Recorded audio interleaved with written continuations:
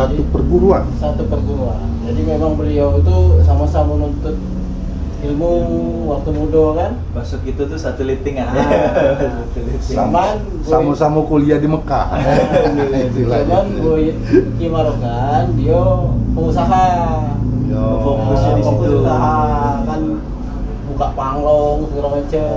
Nah, kalau beliau nih Endaman Ida, beliau memang mendalami Islam terus membuka syiar Islam.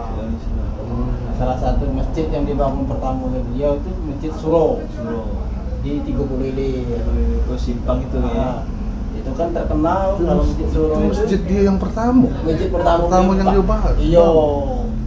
Jadi disitulah beliau menyiar Islam di Tangga Buntung itu di satu di 30 Ilir. Nah, masjid dia itu kan terkenal dengan kolam. Jadi kolamnya itu alhamdulillah sekemarau apapun tidak akan kering. Tidak akan kering. Dan sebanjir apapun tidak akan meluap. Enggak kuasa. Kebetulan aku memang besar di situ, di daerah itu. Jadi aku kecil dulu kalau ayo tarawih, subuh kami di situ. Jadi dari situ rakyat di situ bahwa memang awal mula makam beliau itu di dekat imam. Dekat mimbar imam. Jadi zaman Belanda beliau itu sangat-sangat diawasi oleh Belanda karena bingung kok dia harta ini banyak tapi dia tidak katik kerjaan istilah kita nih kan. Dapat dari mana dia? Iya, tapi legenda dari daerah sekitar situ menyatakan bahwa memang beliau kadang-kadang kalau minta rezeki kepada Allah beliau sholat tahajud.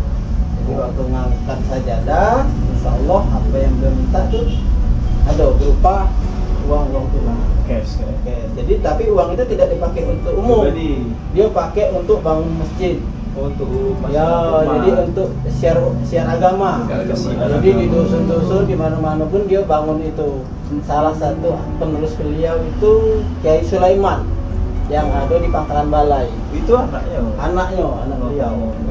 Salah satu anak beliau itu Kiai Sulaiman. Kan terkenal juga di Pangkalan Balai nama beliau tuh. Nah, di sana juga Kiai Sulaiman juga sebagai pengusaha dan bangun masjid juga di situ. Oke, Sulaiman itu mungkin lebih kurangnya sepuluh lah.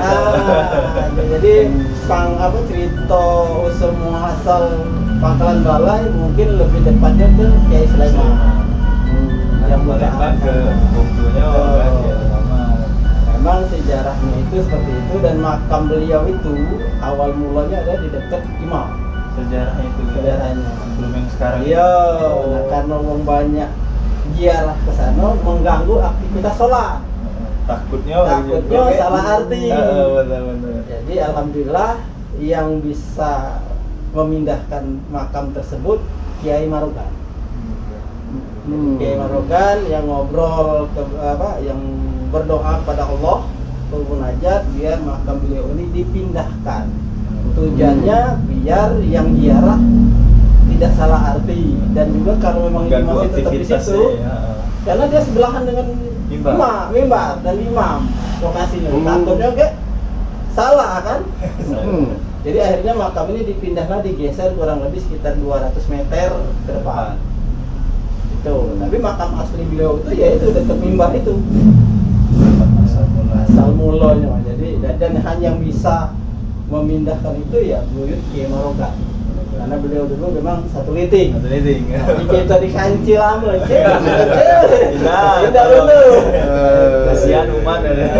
Cuman itu lah ya niat beliau itu memindahkan itu biar umat yang sering sholat situ yang jarak situ tidak salah arti dan tidak mengganggu rutinitas sholat karena di dekat sebelah imam tadi.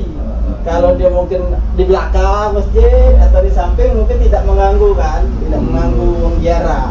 Malah lebih enak yang nak ziarah fokus ziarah. Ya, ziarah. Malah kalau dipindahkan di situ, ya yang ziarah ke ziarah, yang sholat tetap sholat.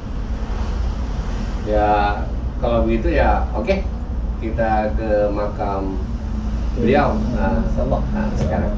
Ya, nama beliau asli itu Kiai Haji Abdurrahman Delaman. Oke. Insyaallah. Di makam beliau itu tepatnya sekarang di 30 Ilir di dekat kantor camat. Oke, kita lanjut lagi sekarang. Ya.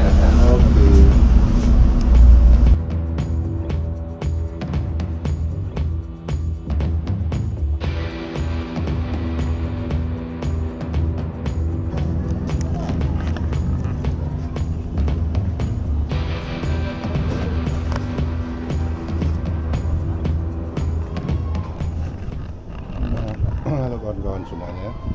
Sekarang saya ada di